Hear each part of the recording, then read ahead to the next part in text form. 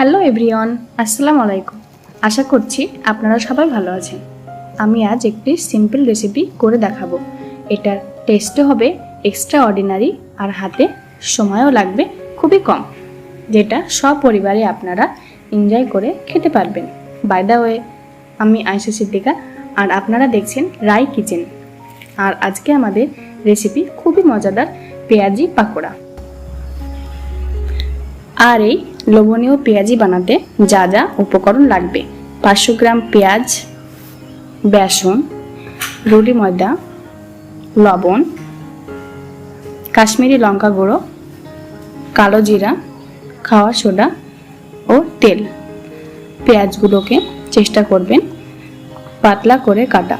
মোটা করে কাটলে কুক হতে বেশি সময় লাগবে, আর ভালো করে ভাজা না হলে ক্রিস্পিও হবে না, আর খেতে একদমই ভালো লাগবে না। এবার পেঁয়াজগুলো তুলে নিচ্ছি মিক্সিং বলের মধ্যে।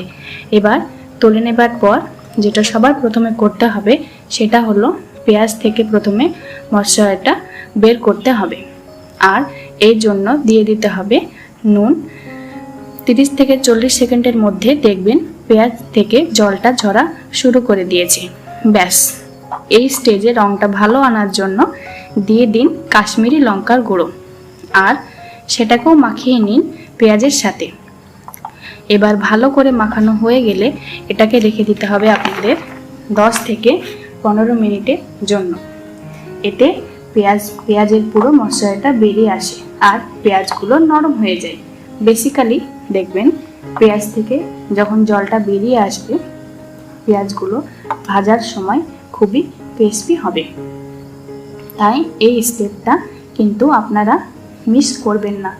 এবার পেঁয়াজ থেকে যে জলটা বেরিয়ে আসবে সেই জলটা অ্যাডজাস্ট করার জন্য লাগবে বেসন, রুটি ময়দা, কালো জিরা, খাওয়া সোডা।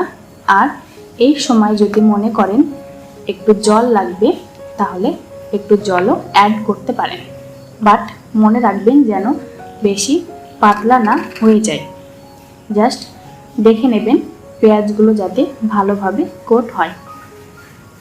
এবার পাকোড়ার টেস্টটা এক্সট্রা অর্ডিনারি করার জন্য দিয়ে দিন ম্যাগি মশলা ম্যাজিক।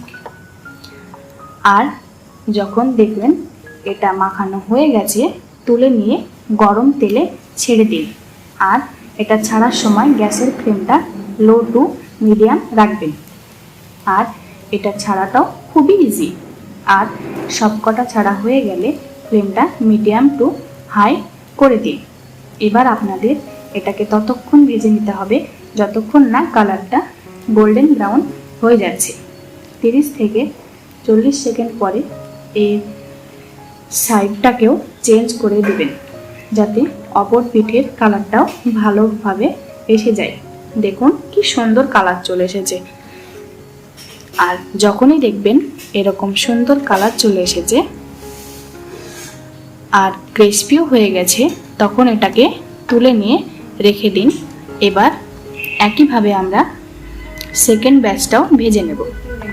সবকটা ভাজা হয়ে গেলে ব্যাস, এবার এটাকে গরম গরম পরিবেশন করুন।